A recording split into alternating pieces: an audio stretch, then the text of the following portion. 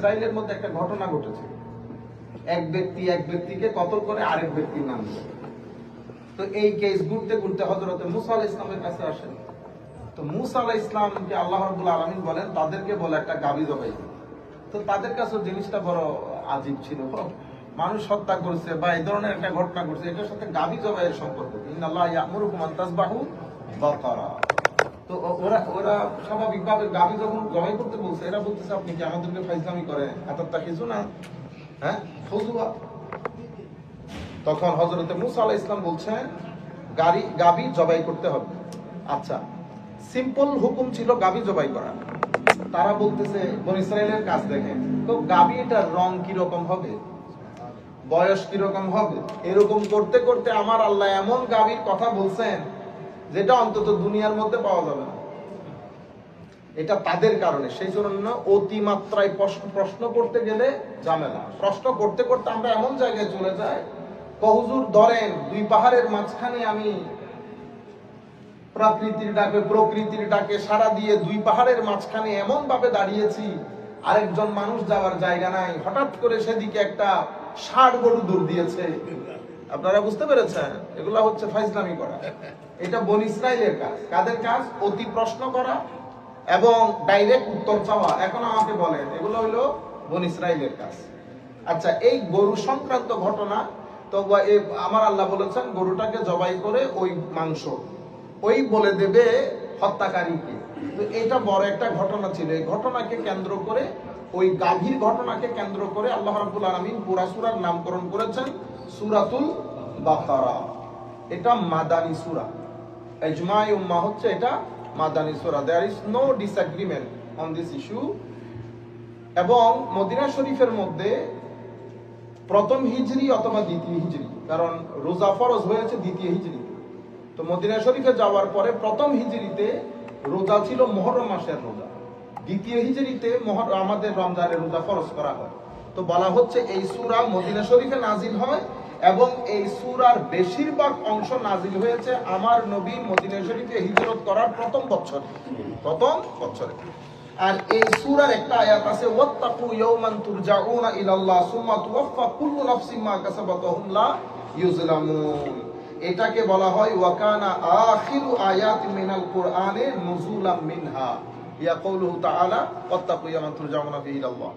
এটা হচ্ছে পবিত্র কোরআনের শেষ আয়াত। নাজিল করার দিক থেকে এই আয়াতটা সূরা বাকারারই আয়াত, কিন্তু এটা নাজিল করা হয়েছে একেবারে সবার শেষে। তাইলে আমরা বেশ কয়েকটা জিনিস সূরা বাকারা সংক্রান্ত, কারণ আমরা এটাকে লম্বা করব না, সংক্ষিপ্ত আকারে। লম্বা সূরা প্রায় আড়াই পারা জুড়ে প্রায় 286 বা 87টা আয়াত আছে। সূরা বাকারা মানে গাভী। আর সূরা বাকারার মধ্যে একটা গাভী সংক্রান্ত বিখ্যাত ঘটনার জের ধরে এই সূরার নাম করা হয় গাভীর নাম অনুসারে। এটা একটা বিষয়। আর একটা বিষয় হচ্ছে এই সূরা নাজিল করা হয়েছে হিজরতের পরবর্তীতে, অর্থাৎ প্রথম হিজরিতে। রোজা ফরজ হয় হিজরতে দ্বিতীয় হিজরিতে। আর এই সূরার বেশিরভাগ আয়াত নাজিল হয়ে গেছে প্রথম হিজরিতে। আর এই সূরার মধ্যে একটা আয়াত আছে যেটা নুজুলের দিক থেকে, অবতীর্ণের দিক থেকে কোরআনে পাকের শেষ আয়াত নাজিল হয়েছে। সেটা কি? ওয়াত্তাকু ইয়াওমান তুরজাউনা ফিহি ইলাল্লাহ সুম্মা তুওয়াফা কুল্লু নাফসিন মা কাসাবাত ওয়া হুম লা ইউজলামুন। শেষ আয়াতে আল্লাহ পুরো পৃথিবীর মানুষকে মেসেজ দিচ্ছেন, ভয় করো সেই দিনকে। ওয়াত্তাকু ইয়াওমান তুরজাউনা ফিহি ইলাল্লাহ, যেদিন তোমাদের সবাইকে আল্লাহর প্রতি প্রত্যাবর্তন করতে হবে। সুম্মা তুওয়াফা কুল্লু নাফসিন মা কাসাবাত, অতঃপর তোমাদের প্রত্যেক ব্যক্তিকে তার কর্ম অনুসারে আমার আল্লাহ জাযা দিবেন। এই মেসেজ দিয়ে পবিত্র কোরআনের অবতীর্ণের ধারাবাহিকতাকে আমার আল্লাহ সমাপ্তি ঘোষণা করেন। পবিত্র সূরা বাকারার এই আয়াত নাজিলের মাধ্যমে আমার আল্লাহ কোরআনে পাকের আয়াতে নুজুলের অবতীর্ণের সমাপ্তি ঘোষণা করেন। আচ্ছা, এরপরে পবিত্র কোরআনের প্রত্যেক আয়াত, প্রত্যেক সূরা, মানে উপরের আয়াত আর পরের আয়াতের মধ্যে একটা সামঞ্জস্যতা থাকে, মিল থাকে। দুই সূরার মধ্যেও মিল থাকে। তাইলে এটার পূর্বের সূরা হচ্ছে সূরাতুল ফাতিহা। সূরাতুল ফাতিহাকে বলা হয় উম্মুল কোরআন। এটা হচ্ছে কোরআনের গেট। পবিত্র কোরআনের মধ্যে যত উলুম, যত জ্ঞান গরিমার বিষয়ে আল্লাহ ডিসকাস করেছেন, প্রত্যেক কিছু সংক্ষিপ্ত আকারে আল্লাহ সূরা ফাতিহার মধ্যে রেখেছেন। এই কারণে সূরা ফাতিহাকে বলা হচ্ছে মানে পবিত্র কোরআনের সমস্ত কিছুর মগজ হচ্ছে সূরাতুল ফাতিহা। তো সূরাতুল ফাতিহার মধ্যে যে বিষয়গুলোকে আল্লাহ সংক্ষিপ্ত আকারে বর্ণনা দিয়েছেন, আকীদা বলেছেন, আমল বলেছেন, আহকাম বলেছেন, সিয়ার বলেছেন, তাসাউফ বলেছেন, তাসকিয়ার কথা বলেছেন, যা কিছু আল্লাহ বলেছেন সূরা ফাতিহার মধ্যে সবকিছু আবার ডিটেইলি আল্লাহ সূরা বাকারার মধ্যে বলেছেন। সেই কারণে ফজিলতের ব্যাপারে আমার নবী হাদিসে পাকের মধ্যে ইরশাদ করেছেন, এই হাদিস ইমাম তিরমিজি, ইমাম মুসলিম, ইমাম নাসাই বর্ণনা করেছেন, আন আবি হুরায়রা রাদিয়াল্লাহু তাআলা আনহু আন্না রাসূলুল্লাহ সাল্লাল্লাহু আলাইহি ওয়াসাল্লাম قال لا تجعلوا بيوتكم قبورا, তোমরা তোমাদের ঘরগুলোকে কবরস্থান বানায়া ফেলিও না। তোমরা তোমাদের ঘরগুলোকে কবরস্থান বানিয়ে ফেলিও না। এরপরে কি বলেছে, ফা ইন্নাল বাইতাল্লাযী তুকরাউ ফীহি সূরাতুল বাকারা লা ইয়াদখুলুহুশ শাইতানু, যেই ঘরের মধ্যে সূরা বাকারা তিলাওয়াত করা হয় সেই ঘরের মধ্যে শয়তান ঢোকে না, শয়তান ঢোকে না। এটা হচ্ছে সূরাতুল বাকারা। আমি সংক্ষিপ্ত আকারে করার জন্য যাতে 20 মিনিটের মধ্যে আমরা দর্শ শেষ করে দিতে পারি, এ হচ্ছে সূরাতুল বাকারা সম্পর্কে জেনারেল একটা ইনফরমেশন। যতটুকুন আপনাদের প্রয়োজন হবে, সাধারণ মানুষের প্রয়োজন হবে, ততটুকুন এখানে। আমার কথা তো সবাই বুঝতেছেন না? বাংলা বোঝা যাচ্ছে? Very good. আচ্ছা, আমরা আজকে খুব দ্রুত গতিতে চলে যাব। আমরা আজকে আলিফ লাম মিম থেকে ইয়া আইয়ুহান নাসের আগ পর্যন্ত, অর্থাৎ ইন্নাল্লাহা আলা কুল্লি শাইইন কাদির 20 আয়াত নাম্বার 1 থেকে 1 থেকে আয়াত নাম্বার 20 পর্যন্ত সংক্ষিপ্ত আকারে। আলিফ লাম মিম, এটা আমরা সবাই জানি, এটা হচ্ছে কোরআনে পাকের মুজিজা। এটাকে আমরা বলি এজাজুল কোরআন। মানে পৃথিবীর যে ব্যক্তির কাছেই যান, আলিফ লাম মিমের কোনো কথা সে বলতে পারবে না। সে বলবে এটার অর্থ আল্লাহ জানে, এটার অর্থ রাসূল ভালো জানে, আমরা জানি না। এটা এজাজুল কোরআন। এগুলাকে আমরা বলি বিচ্ছিন্ন শব্দ, বিচ্ছিন্ন অক্ষর, স্প্লিটেড ওয়ার্ড, হুরুফুল মুকাত্তাআত। এটার অর্থ আল্লাহ এবং রাসূল ভালো জানেন। আপনি এই অক্ষরগুলা আপনি পড়তে অনেক ভালো লাগবে, কিন্তু আপনি যদি বাংলাতে পড়েন ক খ গ, ডাজন্ট মেক সেন্স। আপনি যদি ইংরেজিতে পড়েন এ বি সি, আপনি পড়েন A B C, doesn't make sense. কিন্তু সূরা পড়ার সময় আমাদের হুফাজে কেরাম যখন টান মারে, আলিফ লাম মিম, শিলা পর্যন্ত বিদীর্ণ হয়ে যাবে না? একবার দিবেন না, আপনি যতবার পড়বেন। ইয়াসিন, তাহা, নুন, কাফ, হা, ইয়া আইন, সাদ। শুধু এবিসিডি পড়তেছি, কিন্তু আপনি পৃথিবীর সবাইকে পড়তে দেবেন যার যার ভাষার, যার যার ল্যাঙ্গুয়েজের যে অক্ষরগুলো আছে সেগুলো পড়তে দেন, কিন্তু কোরআন শরীফের এই শব্দগুলো পড়তে দেন। দেখবেন এটার ভিতরে আলাদা একটা, আপনি এবিসি কে আপনি হয়তো বলতে পারেন হুজুর টান দিলে সব সুন্দর লাগে। দেখি আপনি এবিসি কে টান দেন, মানুষ হাসবে। ক খ গ ঘ, এগুলো আমি পরীক্ষা করে বলতেছি, গবেষণা করে বলতে, আপনি ক খ গ ঘ যতই পড়েন মানুষ হাসবে। কিন্তু আপনি আমাদের ছোট ছোট বাচ্চারা, আমাদের এখানকার বোন ব্রডাপ যখন এখানে আসে, ইয়াসিন, সে কখনো বলে না ওস্তাদ Yasin, does it make sense? No, A পড়তেছে কিন্তু এর ভালো লাগতেছে জিনিসগুলো। আলিফ লাম মিম, এটার অনেক ব্যাখ্যা বিশ্লেষণ আছে, আমি ব্যাখ্যা বিশ্লেষণে যাচ্ছি না। আমরা কিছু শব্দ চয়ন করব, ওগুলার এক্সপ্লেইন করব। আল্লাহ রাব্বুল আলামিন বলছেন আলিফ লাম মিম, এই কিতাব, এই কিতাবের মধ্যে কোনো সন্দেহ, শঙ্কা কোনো কিছুই নাই। এরপরে বলেছেন এটা মুত্তাকিনদের জন্য হেদায়েত। এতটুকুনের মধ্যে আলিফ লাম সংক্রান্ত কথা হয়েছে। জালিকাল কিতাব, এই কিতাবকে বলা হয়েছে আল কিতাব। আল কিতাব মানে হচ্ছে এটা এমন একটা কিতাব, এই কিতাবে আপনি যেই গলি দিয়েই ঢুকবেন, আপনি যদি এখান থেকে বায়োলজি নিতে চান, এক্সট্রা ফিজিক্স নিতে চান, কেমিস্ট্রি নিতে চান, ম্যাথস নিতে চান, যেটাই আপনি নিতে চাইবেন আল কিতাব থেকে নিতে পারবেন। এই কিতাবের বিভিন্ন গলি আছে, গলি, যেই গলি দিয়ে আপনি ঢুকবেন এই কিতাব সেই গলিতে আপনাকে বেনিফিট দেবে। আল কিতাব লা রাইবা ফি, আমার আল্লাহ, আমরা আরবিতে দুইটা শব্দ ব্যবহার করি, শাক্কুন, রাইবুন। রাইবুন মানে হচ্ছে আমরা বলি না একটু একটু সন্দেহ আসতেছে, ফুল সন্দেহ না। আমার আল্লাহ বলতেছেন একটু সন্দেহ এই কিতাবের মধ্যে নাই। হুদাল লিল মুত্তাকিন, এটা হেদায়েত, এটা তোমাকে সহজ সরল সুন্দর রাস্তায় পরিচালিত করবে, কিন্তু শর্ত হচ্ছে তোমাকে মুত্তাকি হইতে হবে। এই কোরআন সবাইকে হেদায়েত করে না। তাহলে আমরা যারাই কোরআনে পাক পড়ি, আমরা বলি না আমি কোরআন থেকে বলছি, আমি এটা কোরআনের তাফসীর করছি না। কোরআন হেদায়েত রাখে, কিন্তু কোরআন থেকে হেদায়েত সবাই নিতে পারে না। কোরআন থেকে হেদায়েত নিতে পারে সেই ব্যক্তি যারা ঈমান এনেছে, ঈমান আনার পরে এই বিষয়গুলোকে কর্মে বাস্তবায়ন করেছে, অতঃপর রাত জেগে সিনার মধ্যে মহব্বত নিয়ে আমার আল্লাহর দরবারে সিজদা দিয়েছে, অতঃপর পঞ্চ ইন্দ্রিয়কে আল্লাহ নারাজ হন এমন প্রত্যেক কাজ থেকে বাঁচিয়ে রেখেছে, অতঃপর আল্লাহর সৃষ্টিকে মহব্বত করেছে, অতঃপর আল্লাহর লাইকিংসকে নিজের লাইকিংস বানিয়েছে, আল্লাহর ডিসলাইকিংসকে ডিসলাইক করেছে। বান্দা যখন ওই স্টেজে চলে যায় আমরা তাকে বলি মুত্তাকি। তো যখন বান্দা মুত্তাকি হয় এই কোরআন তাদেরকে কি করে? গাইড করে। তাহলে হুদাল্লিল মুত্তাকিন এখানে এসেছে। আমরা সূরাতুল ফাতিহার মধ্যে কি বলেছি? ইহদিনাস সিরাতাল মুস্তাকিম, ইহদিনাস সিরাতাল মুস্তাকিম। আল্লাহ আমাদেরকে হেদায়েত, সহজ সরল সোজা পথ দেখাও।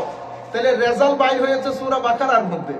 আমি সূরা ফাতিহার মধ্যে বলতেছি দেখান, সূরা বাকারার মধ্যে কি আমার আল্লাহ রেজাল্ট পাবলিশ করে কি বলেছে? হুদাল্লিল মুত্তাকিন। বান্দা হেদায়েত শুধু মুত্তাকিনদের জন্য, হেদায়েত শুধু। তাইলে আমি বলতেছি রাস্তা দেখাও, আমার আল্লাহ বলতেছে রাস্তা হবে কখন? হুদাল্লিল মুত্তাকিন। যদি তোমার ভিতরে তাকওয়া পরহেজগারি থাকে তো হেদায়েত মিলবে, যদি তাকওয়া পরহেজগারি না থাকে তাহলে হেদায়েত মিলবে না। আল্লাযীনা ইউমিনুনা বিল গায়ব। এখন আল্লাহ মুত্তাকিনদের ডিফাইন করতেছেন, মুত্তাকিন কারা? আমার আল্লাহ বলতেছেন মুত্তাকিন হচ্ছে যারা গায়ব মানে আনসিন বিশ্বাস করে, দেখে নাই। আনসিন বলতে এখানে, আনসিন বলতে আল্লাহ, আনসিন বলতে কবরের জিন্দেগি, আনসিন বলতে পরকাল, আনসিন বলতে ফেরেশতা। সব কিছু আমরা না দেখে বিশ্বাস করি।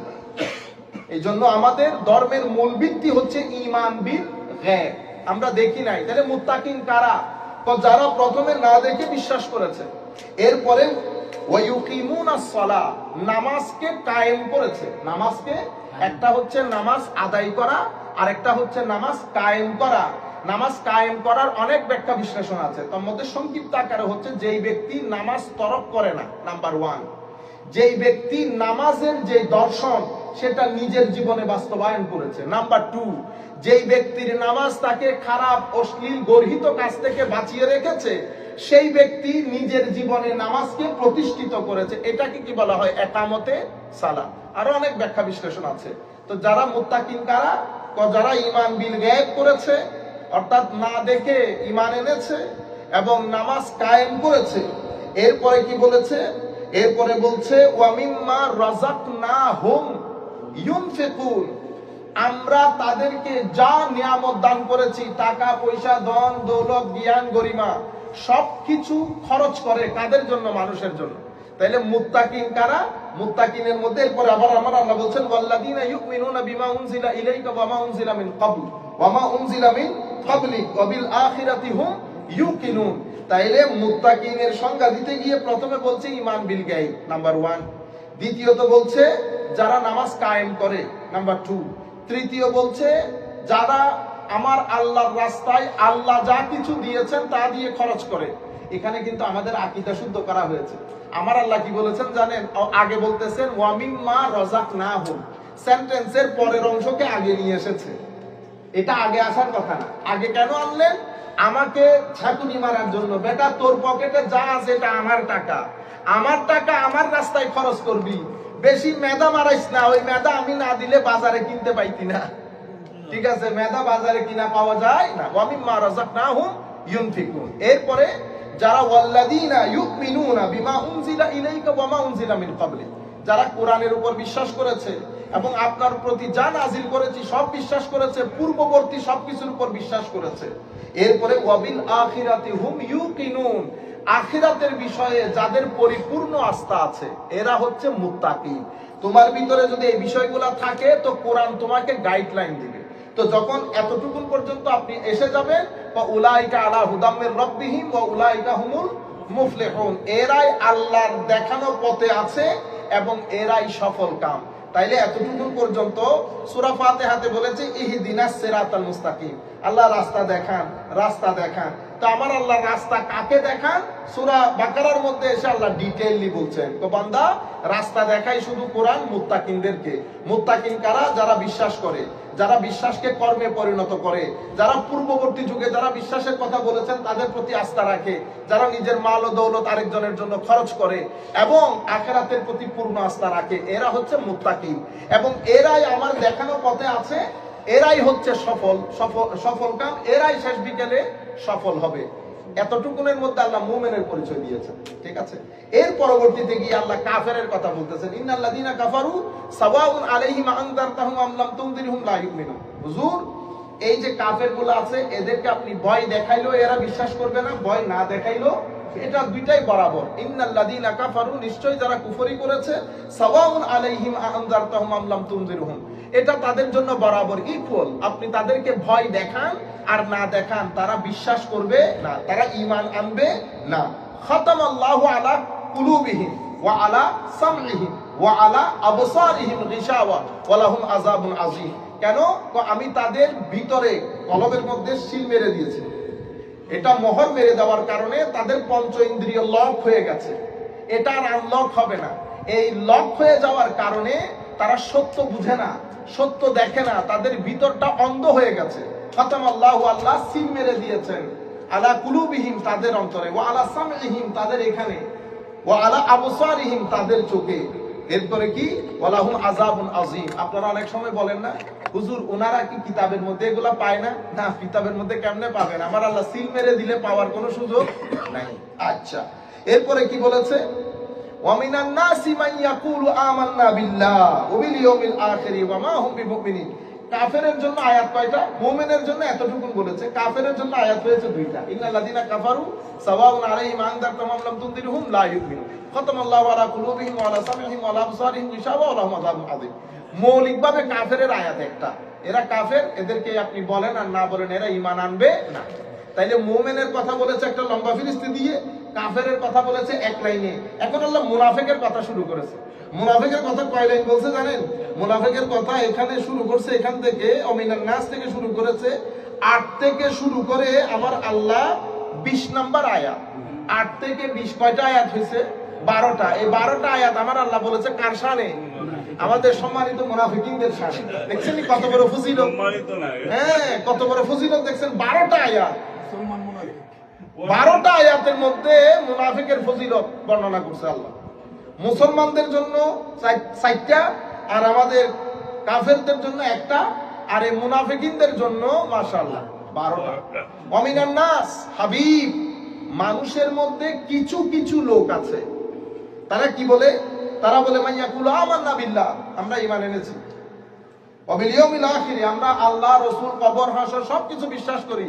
আমার আল্লাহ বলতেছেন ওয়া মা হুম বিমুমিনিন, ধোঁকাবাজি করতেছে। হুজুর এরা মুমিন না, এরা মুমিন না। ইউখাদিউন আল্লাহ, এরা আল্লাহরে ধোঁকা মারতে চায়, আল্লাহকে ধোঁকা দিতে চায়। ওয়াল্লাযীনা আমানু, এবং মুমিনদেরকে ধোঁকা দিতে চায়। ওয়া মা ইয়াখদাউনা ইল্লা আনফুসাহুম ওয়া মা ইয়াশউরুন, এরা না আমাকে ধোঁকা দিতে পারবে না মুমিনকে ধোঁকা দিতে পারবে, নিজেরা নিজেদেরকে ধোঁকা দেয়, কিন্তু এরা বুঝে, এদের কোনো শউর নাই, এদের কোনো বোধ নাই। এরপরে বলেছেন ফি কুলুবিহিম মারাদুন ফাযাদাহুমুল্লাহু মারাদা ওয়া লাহুম আযাবুন আলীমুম বিমা কানু ইয়াকযিবুন। তাদের অন্তরের মধ্যে রোগ আছে, তাদের অন্তরের মধ্যে রোগ আছে। আমার আল্লাহ তাদের এই রোগ আরো বাড়িয়ে দেবে, তাদের এই রোগ আরো বাড়িয়ে দেবে, বিমা কানু ইয়াকযিবুন, তাদের এই মিথ্যার কারণে, তাদের এই মিথ্যার কারণে।